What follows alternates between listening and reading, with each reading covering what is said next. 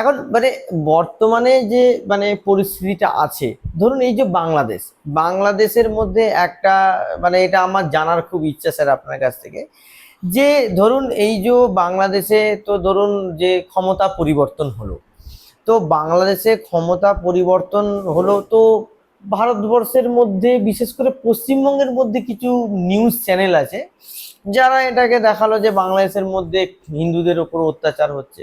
হয়তো হয়েছে, হুম। আমি একবারও অস্বীকার করছি না যে হ্যাঁ, কিছু অত্যাচার কিছু ক্ষেত্রে হয়েছে হয়েছে। বলে, কিন্তু এই জায়গাটার থেকেও আরো বেশি যে জায়গাটা আমার যেটা মনে হয় যে ইন্টারন্যাশনাল রিলেশনশিপের থেকে দেখতে যেতে, যে এটা তো চিরকালই চাইবে পাকিস্তানের মতো দেশ, যে ভারত বা বিশেষ করে চায়নার মতো দেশ, পাকিস্তান তো হচ্ছে মহড়া, হুম। তো চায়নার মতো দেশ তো চিরকালই চাইবে যে ইন্ডিয়া ডিস্টেবিলাইজ থাকুক এবং হ্যাঁ, হ্যাঁ, ইন্ডিয়ার পাশে যাতে অ্যানিমোসিটি বাড়ে। তো সেখানেতে পাকিস্তান বা চায়নার মারফত যদি বাংলাদেশে কিছু ফান্ডিং হয়ে থাকে ডিস্টেবিলাইজ করার হুম। জন্য এবং যার ফলে সম্পর্কটা খারাপ হবে, তো সেটা এমন কিছু মানে অপরাধ নয়, অপরাধ ওদের ক্ষেত্রে নয়। ওদের ক্ষেত্রে নয়, হ্যাঁ। আমাদের ক্ষেত্রে অবশ্যই প্রবলেম। তো স্যার এখানেতে যে বাংলাদেশে যে এই যে শেখ হাসিনার যে সরকারকে যে সরিয়ে দেয়া হলো, এবং আমার ইউটিউব চ্যানেল অনেক বাংলাদেশের লোকও দেখে এবং তারা এসে এরকম ভাবে, আমি একবার একটা ভিডিও বানিয়েছিলাম এবং সেখানেতে আমি বলেছিলাম যে শেখ হাসিনাকে সরিয়ে দিয়ে বাংলাদেশের এমন কিছু উপকার হবে না। হুম। তো সেখানেতে অনেকে বলেছে যে না, ভারত তো চায় না বাংলাদেশের উন্নতি। তো এখানেতে মানে সে মোদী সরকার থাকুক বা কংগ্রেস সরকার থাকুক, যেই সরকার থাকুক না কেন, বাংলাদেশ নিয়ে কিন্তু ভারতের যে পররাষ্ট্র নীতিটা আমি যতটা লক্ষ্য করে দেখেছি সেটা কিন্তু বরাবরই কনস্ট্যান্ট। হুম। এবং বাংলাদেশের ক্ষেত্রে ভারতের যে নীতিটা আমি দেখেছি, যতটা পারসিভ করেছি, যে ভারত চায় যে বাংলাদেশকে একটা এক্সাম্পল হিসেবে দেখাতে, যে যার স্বাধীনতা ভারতের সাহায্যে হয়েছিল এবং আইডিয়া অফ পাকিস্তান ফেল করেছে, যে ধর্মের ভিত্তিতে ভারত ভাগ করে যে পাকিস্তান তৈরি হলো, সেই পাকিস্তানের যে অস্তিত্ব সেইটা কিন্তু ট্রু অস্তিত্ব নয়, হুম। এটা not a state, it is a state of mind. আর দেখাতে চায় যে আর একটা মুসলিম কান্ট্রি রয়েছে যার সঙ্গে আমার সম্পর্ক ভালো, সুতরাং ভারতবর্ষ অ্যাজ এ হোল কোনোদিনই মুসলিম বিরোধী নয়। এই যে ন্যারেটিভটা, হ্যাঁ। এই ন্যারেটিভটাকে শেখ হাসিনাকে ওই দেশ থেকে চলে আসার পর জিনিসটা অনেকটা ফেল হয়েছে এবং ওখানে যে সামাজিক কন্ডিশন অনেকটা খারাপ হয়েছে।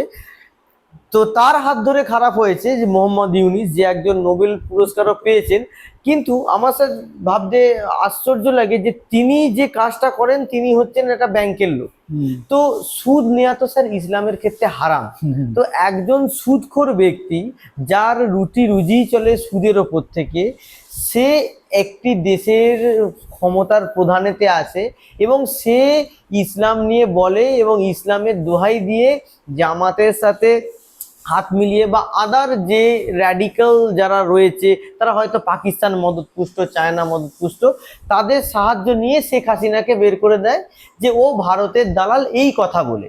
তো এখানে স্যার আপনি কিভাবে বলবেন? এটা খুব, তোমার প্রশ্ন বুঝতে পেরেছি। হুম। এটা খুব অপ্রাসঙ্গিক কথা দিয়ে এই প্রসঙ্গে আসি।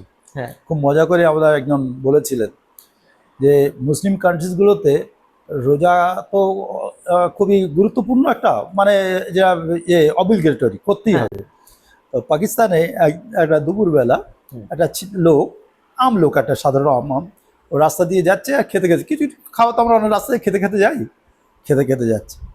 তো ওই লোকটাকে ধরে নিয়েছে, রমজান মাস, দিনের বেলা খেয়ে খেয়ে যাচ্ছিস, তাও রাস্তা দিয়ে সকলকে দেখিয়ে, হ্যাঁ বলে থানাতে এনে খুব কষে পিটিয়েছে। খুব কষে পিটিয়ে তারপরে বসিয়ে, দাঁড়া আমি বাড়িতে খেয়ে আসি, খেয়ে আবার পেটাবো। Exactly sir. ব্যাপারটা বুঝতে পারছো? এই ঘটনাটা হচ্ছে অনেকটা সেরকম। কথা হচ্ছে এই যে ইসলাম ধর্মের সুদ কঠোরভাবে নিষেধ, এই জন্যে ইসলামের ব্যাংকিং ব্যবস্থা, ইসলামিক ব্যাংকিং ব্যবস্থা যেটা, সেটা সবচেয়ে ভালো চলছে মালয়েশিয়াতে। মালয়েশিয়াতে ও ওই ডক্টর জাকির নায়েক তার একটা মানে বইতে আর লেকচারে, সেটাকে বই আকারে বেরিয়েছে, সেখানে বলেছেন বিভিন্ন রকম ব্যাংকের, বলছে মালয়েশিয়াতে যেটা চলছে ওই ব্যাংকিং ব্যবস্থা, সেখানে হচ্ছে যে আমি টাকাটা রেখেছি, আমি টাকাটা ব্যাংকে রেখেছি শুধু আমার টাকাটা নিরাপত্তার জন্য, আমাকে কোনো সুদ দেবে না। এবং সেই টাকাটা নিয়ে বলা আছে, সেই টাকাটা নিয়ে ওরা কিন্তু ব্যবসা খাটাতে পারে, ব্যাংক ব্যবসা খাটাতে পারে, তাতে তারা লাভ করতে পারে।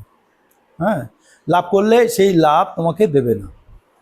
এক নম্বর কথা বলছি। 2 নম্বর কথা হচ্ছে তাদের যদি লস হয় তাহলে তোমার সেই লসের ভাগী তোমাকে করবে না, লসের ভাগী তোমাকে করবে না, তুমি সেই লসের ভাগীদার হবে না।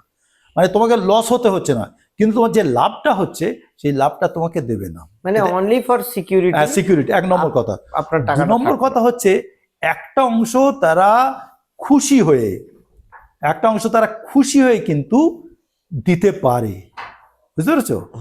একটা অংশ খুশি হয়ে তারা একটা অংশ যে লাভটা করছে তারা দিতে পারে।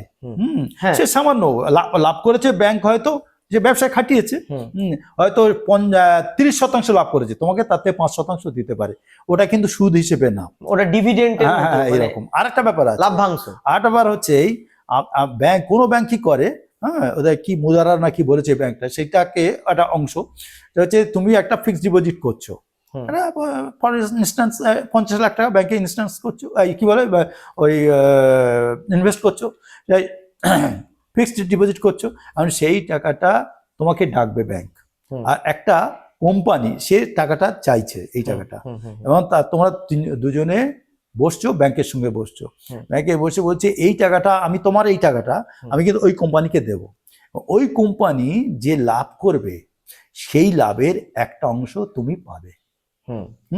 এইভাবে চলছে, সেই তাতে ব্যাংকও তার একটা অংশ নেবে, আর হ্যাঁ ওই কোম্পানি একটা লাভ করে, মনে করো 50 লাখ টাকার ভেতর তার 30 লাখ টাকা লাভ হয়েছে, ওই 30 লাখ টাকার ভেতর একটা অংশ পার্সেন্টেজ 30% মতো এটা কিন্তু একে দেবে যে ডিপোজিট করেছে, হ্যাঁ, আর যে 70% সেটা কিন্তু ব্যাংক নেবে। মানে যেহেতু ইসলামে ব্যবসা করাটা তো জায়েজ আছে, ব্যবসা করা জায়েজ আছে, ব্যবসা করাতে তো কোনো পাবন্দি নেই, কোনো মিউচুয়াল ফান্ডে টাকা রাখা ইসলাম ধর্মে জায়েজ, মিউচুয়াল ফান্ড, কিন্তু ব্যাংকে তো কোনো লসের কোনো ব্যাপার নেই, তাই না? এখন তো এটাও দেখছি যে মানে অনেক বলছে না হালাল স্টক, মানে হালাল স্টকে টাকা রাখা যেতে পারে, যে নন অ্যালকোহলিক যদি হয়, আর তাহলে সেটা শুয়োরের মাংস ব্যবসা করছে না, মদের ব্যবসা করছে, তাহলে হালাল স্টক, হ্যাঁ ওই হালাল স্টকে কিন্তু স্টক ইঞ্জিনিয়ার টাকা ইনভেস্ট করতে পারে। এই জন্য ব্যাংকে কথাটা হচ্ছে সেই ক্ষেত্রে তো ইউনিভার্সিটি ব্যাংকের তো সেই মাইক্রো সে তো সুদ খায়, মানে সেই জন্য ওই কথাটা হচ্ছে, ওই জন্য ওই উদাহরণটা প্রথমে দিলাম, হচ্ছে আসল ট্রুথ ইসলামের ক্ষেত্রে, হ্যাঁ কখনো কিন্তু ইউনিস সেই অর্থে সে হতে পারে না ক্ষমতাশালী।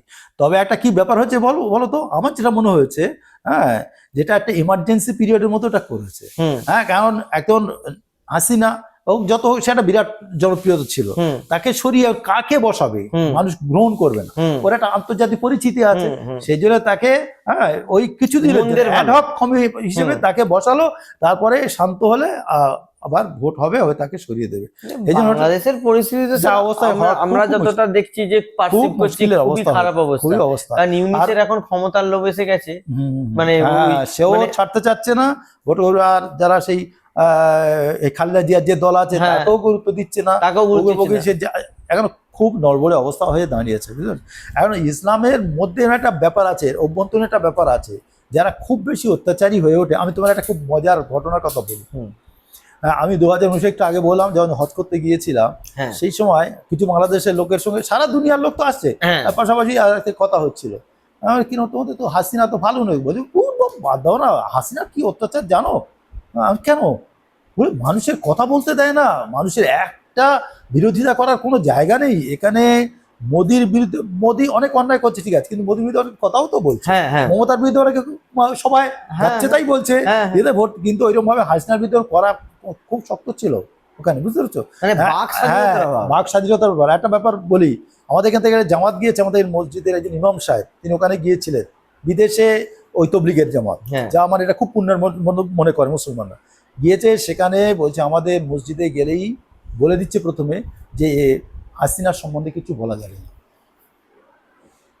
হাসিনার বিরুদ্ধে সম্বন্ধে মানে বিরুদ্ধে বা সরকারের বিরুদ্ধে আপনি বলুন, হ্যাঁ মানে তবলিগি জামাতের লোক এমনি কথা বলে না, সরকারের বিরুদ্ধে কোনো কথা বলে না, কিন্তু তবুও তা সত্ত্বেও ইনস্পাইট অফ দ্যাট তাকে সাবধান করে দিচ্ছে যে এর বিরুদ্ধে কোনো কথা বলতে পারবে না। হ্যাঁ এই জন্য আমি অনেকদিন আগে, তখন তো আজকে 25 গন্ডগোল হয়েছে, তাই না, বা 24 হয়েছে, আর আমি হচ্ছে 19-এর কথা, তখন কিন্তু ওর বিরুদ্ধে একটা সাধারণ মানুষ, খুব আমলোক, হয়তো একটু পয়সা আছে, এসেছে পয়সা জমি, হয়তো তা দেখেও মনে হয়নি সেরকম খুব ভদ্র রকম লোক, সেই রকম বলছে, মানে ওর ভেতরে ভেতরে কিন্তু একটা আফসার Discontent আছে, হ্যাঁ। তৈরি হয়েছিল, অসন্তোষ তো আছে। সেইটা মানে আউটবাস্ট হয়েছে। হ্যাঁ। যেমন যেমন মিডল ইস্টে একটা অকাল বসন্ত হলো না, সে লিবিয়া, হ্যাঁ, হ্যাঁ। মিশর সব জায়গায় হলো। হ্যাঁ, হ্যাঁ, আরব স্প্রিং। হ্যাঁ, আরব স্প্রিং। আরব স্প্রিং। আর এটা ব্যর্থ হলো, কোন কোন দেশে ব্যর্থ হয়েছে, যেমন তুরস্কে ব্যর্থ হয়েছে। এই দোকানের বিরুদ্ধে বিরাট লড়াই হয়েছিল, কিন্তু এর দোকানকে সরাতে টার্কি, পারেনি। টার্কি। হ্যাঁ, টার্কিতে, তুরস্কের কথা বলছি। এই জন্য এইরকম ভাবে একটা হয়েছে, এখন খুব বড় ব্যাপার হচ্ছে, কিন্তু তোলপাড় স্যার হচ্ছে। তবুও মানে হাসিনা যে কথাটা বলেছে যে ওকে আমেরিকা অফার দিয়েছিল যে সেন্ট মার্টিন যে আইল্যান্ডটা আছে, হ্যাঁ। ওই আইল্যান্ডটা দিয়ে দাও, ওখানে আমরা একটা খ্রিস্টান দেশ বানাবো, কিছুটা সৈন্যবাহিনী, শিবির মতো। সৈন্যবাহিনী ওখানেতে রাখবো। বলছে আমি এই কথায় রাজি হইনি বলে ও ইউনিসকে দিয়ে করাচ্ছে, কারণ ইউনিস হচ্ছে আমেরিকার নাগরিক, ও বাংলাদেশের নাগরিকই না। এটা হাসিনা বক্তব্য, হ্যাঁ, ওর narrative, হাসিনার narrative আর কি।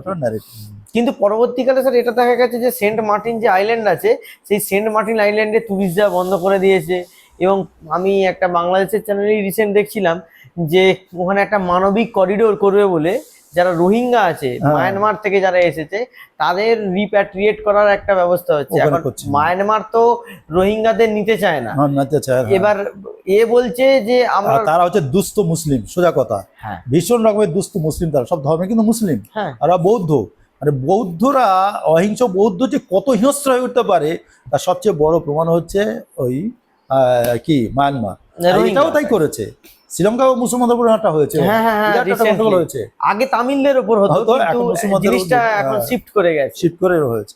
এই জন্য আমার স্যার যেটা মনে হয় সেটা হচ্ছে সিম্পল কথা, সবাই আমির দোস্তের সঙ্গে দোস্তি করা পছন্দ করে, হ্যাঁ, লায়াবিলিটি কে নিতে কে চায়? কে নিতে চাইছে। তো এখন গরিব, আমার যেটা দেখি মানে এখন মানে যারা বিজনেসম্যানও আছে, হ্যাঁ। মানে আর সো কল্ড পলিটিশিয়ানও আছে, যারা আমাদের দেশের মুসলমানদের এগেনস্টে খারাপ কথা বলে, তারা কিন্তু দুবাইতে গিয়ে যারা বন্ধু আছে তারা মুসলমান, তাদের সঙ্গে কিন্তু গলা ধরে একদম জড়াজড়ি করে ছবি দেয়। তো সেখানে আমার যেটা মনে হয়েছে যে জিনিসটা কিন্তু ধর্মের না, জিনিসটা হচ্ছে লায়াবিলিটির। আর হ্যাঁ, সেইটা একটা ব্যাপার আছে, নিজেদের ব্যক্তিগত আছে, খানিকটা রাজনীতির ব্যাপার হচ্ছে, সেইভাবেই চলছে আর কি। আসল ধর্মের মধ্যে খুব কম মানুষ আছে, খুব সম্পদ, এর একটা আসবে শেষ পর্যন্ত। আর বাড়াবাড়ি কিছু করেছে, তার প্রাসাদ ভেঙে দেওয়া, তার মূর্তি ভেঙে দেওয়া, এইসব ক্ষেত্রে এটা হলে তো আফসার ঝোলে এটা বাড়াবাড়ি হয়। সে তো স্টালিনের ধরে ভেঙেও দিয়েছে। হ্যাঁ, এইরকম হয়েছে আর কি। তো স্যার আর একটা স্যার জিনিস, একটা মানে ইসলামিক কোশ্চেনই আছে যে আমরা তো যেটা দেখেছি যে আয়ের 2.5% হচ্ছে জাকাত। হ্যাঁ, তো এই যে জাকাত আছে, তো জাকাত কি মানে সম্পত্তির উপরেও দিতে হয়? ধরুন ঘরে যদি কারোর সোনা দানা থাকে, হ্যাঁ, সোনা থাকলে দিতে হবে। ইমুভেবল প্রপার্টিজ হ্যাঁ, থাকে, তাহলে জাকাতের ক্যালকুলেশনটা নিয়ে যদি একটু ডিটেলসে বলেন। ওর ব্যাপার হচ্ছে বোধহয় 85 গ্রাম সোনা যদি থাকে, হ্যাঁ, আর ওর থেকে একটু বেশি, ওটা হচ্ছে 2.5 তোলা মতন বলে সোনা, আর 52.5 তোলা মতন যদি রূপা থাকে, তাহলে তার ওই টাকাটার দাম ধরে শতকরা 2.5 টাকা তাকে কী করতে হবে, জাকাত দিতে হবে। কোনো গয়না থাকলে তার দাম ধরে জাকাত দিতে হবে। আর শুধু সোনা দানার জন্য নয়, হ্যাঁ, এমনকি যদি আমার অনেক কিছু পালনীয় পশু থাকে, তাই না, হ্যাঁ, সে একটা সার্টেন অ্যামাউন্ট যদি থাকে, মানে সার্টেন কি বলবো, একটা গণনা থাকে, তার বেশি হলে ধরে ওখানে, ওই জন্য সৌদি আরবে অনেকগুলো উট আছে, তার জন্যে উটের একটা উট দিতে হতো, হ্যাঁ, যা জাকাত হিসেবে দিতে হতো। এবার সেই জাকাত দেওয়ার হচ্ছে মধ্যম হিসাবে দেওয়ার কথা আছে, খুব ভালো উট না, মাঝারি ধরনের উট, খুব খারাপ না, খুব ভালো না। কথাটা হচ্ছে এই, মূল জাকাতের আসল কথা হচ্ছে এই, আমার সারা বছর সংসার চালিয়ে, আমার সংসার নির্বাহ করে কোনো দেনা ছাড়াই, দেনা টেনা নেই, আমার কাছে যদি 100 টাকা জমা হয়, তাহলে এর থেকে 2.5 টাকা আমি গরিবদেরকে দান করব। এইটা হচ্ছে মূল জাকাতের মূল কথা। তো এখন স্যার এই যে জাকাতটা যেটা দেয়া হচ্ছে, মানে এখন সে তার চয়েস অনুযায়ী কাউকে দিয়ে দেবে নাকি সে মসজিদে কে দেবে? না, মসজিদের ব্যাপার নয়, এটা ব্যাপার হচ্ছে কোরআনে আছে, তুমি জাকাতের অর্থ তুমি তোমার কারিব তোমার কাছের নিকটাত্মীয় যারা গরিব আছে, তাদেরকে একসঙ্গে জাকাতের টাকাটা দিয়ে দিতে পারো। তবে এত জাকাত দিও না যাতে সে ধনী হয়ে যায়, হ্যাঁ, সে গরিবের প্রাপ্য, জাকাতের টাকাটা গরিবের প্রাপ্য, সেজন্য তোমার জাকাত অনেক টাকা হয়েছে, তুমি তাকে দিয়ে ধনী করে দেবে এটা পারবে না। তুমি অনেক টাকা জাকাত হয়েছে, তাই 4-5 জনকে তুমি সেটাকে ভাগ করে দিতে পারো।